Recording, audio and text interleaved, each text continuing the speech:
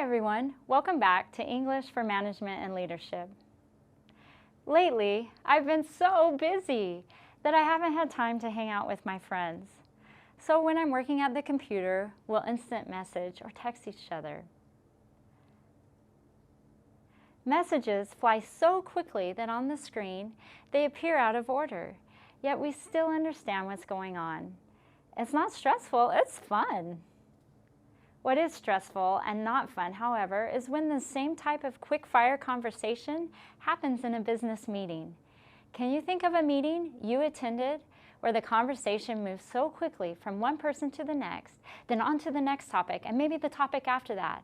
Or you had to ask a question, but you were 3 topics late? In this lesson, we're going to practice common phrases for interrupting and clarifying. Plus, we'll practice phrases and strategies that will put more oomph into your interruptions. First, why don't we begin with some key phrases for interruption, then discuss some strategies to make interruptions more effective. What common words or expressions do you use when interrupting? Have you used the name of the person speaking to interrupt or politely say, "Excuse me," or "Could I interrupt?" Were they effective? Interrupting a person by saying their name is very useful. Dale Carnegie, a world-famous communicator, wrote that a person's name is the sweetest sound to that person. Think of your own experiences when someone says your name. Do you stop and listen? You can use this knowledge to help you interrupt more effectively.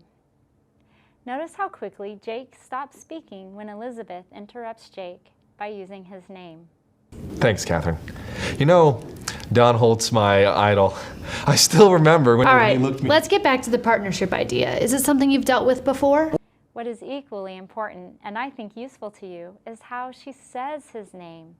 When she says Jake, she uses a lowered intonation and showing authority, and she keeps talking.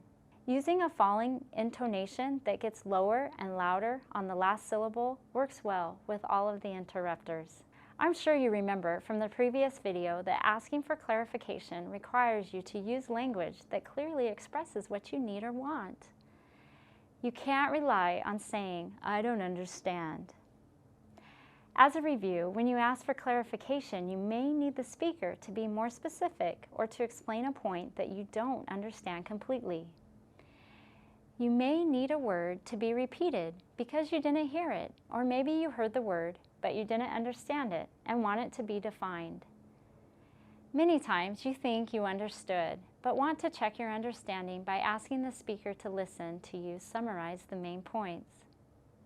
For each of these situations, there are common expressions that tell the speaker what you need quickly and concisely. Expressions that will help improve your communications in those quick-fire meetings. In this lesson, I will introduce you to a few common phrases for clarification, but be sure to look for a reading in this module that will give you even more helpful phrases. As we go through these phrases, take note at how those modals from Module 2 are being used. If you want the person to be more specific or give you more details, then you could say, "I'd like to ask you about." I'd like to ask you about the format for our status report. If the person's point or main idea isn't clear, you can say, "I'm afraid I don't follow." "I'm afraid I didn't follow your ideas on the company revamp." If you didn't hear something, you can say, "I didn't catch that." Isn't that a funny one? The verb catch, as in catch a ball, means to not hear something or to miss something that was said.